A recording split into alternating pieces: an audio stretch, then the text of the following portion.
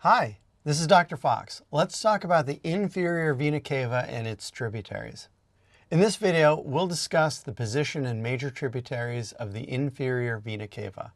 We'll also talk about the regions drained by those tributaries. So the inferior vena cava is the major return vessel from all of the tissues inferior to the diaphragm. The IVC, for short, is going to traverse the diaphragm at the caval opening, which is about the level of T8, or the 8th thoracic vertebra. If you're familiar with the branches of the abdominal aorta, the tributaries of the IVC, or these veins, are going to very roughly mirror those arteries. So, for instance, there are inferior phrenic veins. There are superior suprarenal veins. There are right and left renal veins. And there are right and left gonadal veins. We'll even see that there are lumbar veins.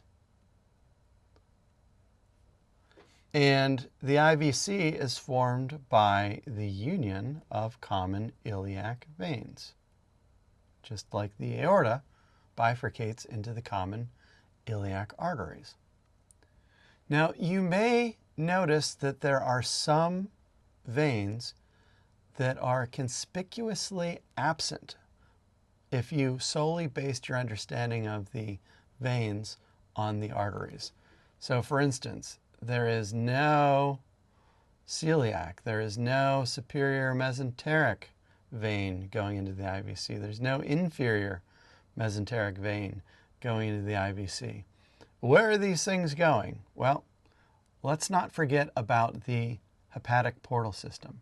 So all of those arteries were blood supplied to the gut tube, and we know that the hepatic portal system is going to connect capillaries in the wall of the gut tube up to the liver. What we can see here are hepatic veins, which will return blood from the liver back to the IVC. So the liver is going to be an intermediate between the portal system, the hepatic portal system, and the caval system with respect to the inferior vena cava. You also may notice that there is some asymmetry with respect to some of these veins. So, for instance, the left suprarenal and left inferior phrenic veins don't drain into the IVC. They drain into the left renal vein. Same is true of the left gonadal veins. So what's going on here? Well, we have what we can see, a difference, whereas the inferior phrenic, suprarenal, and gonadal veins on the left side drain into the left renal vein. So here, in this cadaveric photograph, we can see that the right renal vein is quite short and the left renal vein is quite long. Look how far this goes. And that left renal vein is going to receive a common trunk for the left inferior phrenic vein as well as the left suprarenal vein. And it also receives this left gonadal vein. What I can also see here, let me just put this in red,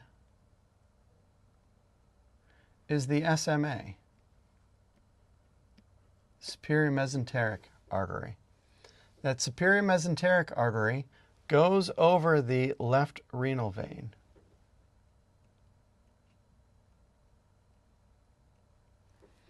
So if we were to look at this kind of in profile, we'd have an abdominal aorta, like so. And then we'd have the SMA coming off of that abdominal aorta. So there's the SMA, abdominal aorta. And between the two, we would have the left renal vein. Now, what can happen is if there is an abdominal aortic aneurysm, if that wall of the aorta blows out, it can put pressure on that left renal vein. That's known as left renal vein entrapment syndrome or nutcracker syndrome. And what happens is blood supply from the left hemidiaphragm, the left suprarenal gland, the left kidney, and the left gonad are all compromised. We can't return venous blood from those structures as a result of that. So left renal vein entrapment syndrome is a consequence of the asymmetry of those veins on the left-hand side. Let us take a look at the inferior vena cava here in this individual. I'll zoom in. Let me highlight some stuff for you. So here is the IVC, the inferior vena cava coming down, and kind of posterior to the bifurcation of the abdominal aorta, we have the bifurcation of the vena cava into those common iliac veins from below. One of the cooler things that we can see here, so there is the superior mesenteric artery. There's that left renal vein going out to the kidney. There is a common trunk for the left inferior phrenic and left suprarenal vein, and then there's the left gonadal. So we can see how the inferior phrenic vein on the left, the left superior suprarenal vein, and the left gonadal vein can all be impinged upon by that SMA if there is an abdominal aortic aneurysm that would shut down that blood flow. Let's look at that a little closer.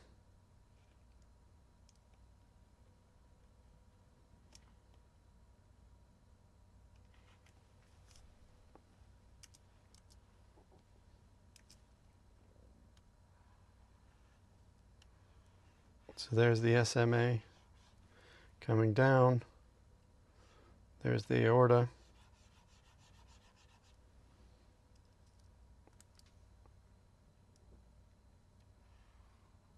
There's the left renal vein, the left inferior phrenic, left suprarenal, and left gonadal, all in order. Above this we can see there's the common hepatic artery of the celiac trunk. There's the splenic artery, and then there's the left gastric of the celiac trunk. So celiac, SMA. And we can see the relationship of the inferior vena cava to the abdominal aorta in that it's found right lateral to the abdominal aorta within the abdominal cavity, which is an important relationship to know and understand. And that is going to traverse all the way up through the diaphragm at the caval opening at T8, and it will enter into the right atrium of the heart inferiorly. Let's take a look at the origin of the inferior vena cava. The inferior vena cava we can see here. Again, it is right lateral to the abdominal aorta. It's formed by the union of the common iliac veins. Those common iliac veins will have both internal and external iliac veins as tributaries. And the external iliac vein is a continuation of the femoral vein. And the border between the two, yep, you guessed it, the inguinal ligament, just like the border between the external iliac artery and femoral artery is that inguinal ligament. Let's take a look at the superficial lower limb veins. So there are two that we want to be aware of. There is the great saphenous vein and the small saphenous vein. Veins are quite variable, especially these superficial veins, but what makes the great saphenous vein special is that, its origin is very constant. It's found adjacent to the medial malleolus of the ankle, and it ascends the medial leg and medial thigh, and it is going to drain into the femoral triangle. So it will drain directly into the femoral vein in that femoral triangle. So that is on the anterior view. The posterior view, the small saphenous vein is going to drain the tissues of the superficial lateral foot and leg, and it's going up to and it's draining into the popliteal vein in the popliteal fossa. So great saphenous is medial, small saphenous is lateral. Great saphenous drains into the femoral vein. Small saphenous drains into the popliteal vein. All of the deep veins are veni comitantes of the arteries that you already know and understand. So anterior, posterior tibial arteries will have accompanying veins. Fibular artery will have an accompanying vein. Popliteal artery will have accompanying veins. Femoral artery will have accompanying veins.